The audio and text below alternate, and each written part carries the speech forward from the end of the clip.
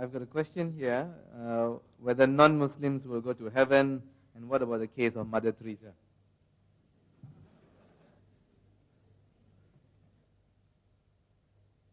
The question posed was that will non-Muslims go to heaven, and what about Mother Teresa? The reply to this question, who will go to heaven, Jannah, is given in Surah Al-Asr, chapter 103, verse number 1 to 3, which says, Wal Asr, Innal insana fi khusr, illa alladhina amanu, wa amilu salihati, wa tawasaw bil haqqi wa tawasaw bis sabr. That by the token of time, man is verily in a state of loss, except those who have faith, those who have righteous deed, those who exhort people to truth, and those who exhort people to patience and perseverance. The minimum criteria is required for any human being to go to Jannah is 4. Have faith, Iman, have righteous deed, exhort people to truth, to dawah and Islam, exhort people to patience and perseverance. If any one of these 4 criteria are missing, you shall not enter Jannah. You may be a very good Muslim. You may have performed Hajj, you may be offering Salah, you may have kept past the month of Ramadan, but if you don't do dawah, you shall not enter Jannah. All 4 criteria are equally important. Iman, righteous deed, exhorting people to truth, dawah and Islam, and exhorting people to patience and perseverance. If anyone is missing, you shall not enter Jannah. So any human being wants to go to Jannah, heaven, you should fulfill all these criteria. Let's take the example of Mother Teresa. We learn and we hear that she got the Nobel Prize, and she has done many good deeds, etc. People have given an award, Nobel Prize. We hear in the newspaper.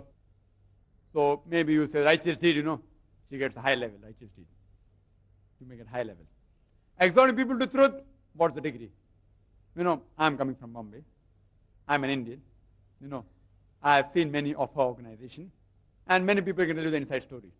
There was a person, I think he was European, from UK, I think, if I'm not mistaken.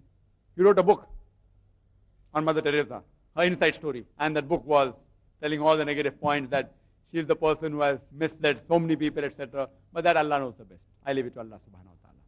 But they are mainly missionary activities they do. They do missionary activities. And how do they help the poor? And the ultimate goal is to convert them to Christianity. I can say because I know I'm living in Bombay, and many of our centers are in Bombay. But regarding whether she'll go to heaven or not. See, suppose if you want to pass a school. If you want to pass standard 10, suppose there are 6 subjects.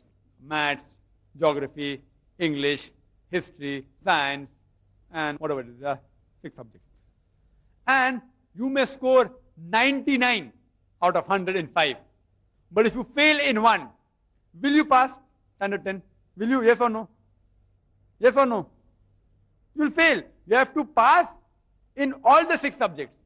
Similarly, to go to Jannah, you should pass in all 4. If anyone is missing, you may get 100 marks in any one particular aspect. I'm not saying that Mother Teresa got 100 marks in righteousness. I'm not telling that. So don't misunderstand me. But surely she didn't have Iman.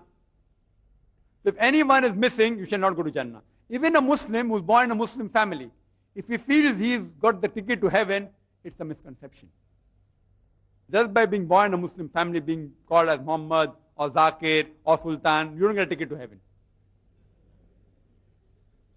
You have to follow all the 4 criteria: Iman, righteous deed, exhorting people to truth, exhorting people to patience, perseverance. So any human being, whether it be Mother Teresa, whether it be Sultan, whether it be Muhammad, whether it be Abdullah, whoever it is, or Tom, Dick and Harry, if they fulfill these 4 criteria, inshallah they'll go to Jannah. If anyone is missing, under normal circumstances, they shall not go to Jannah. Hope that answers the question.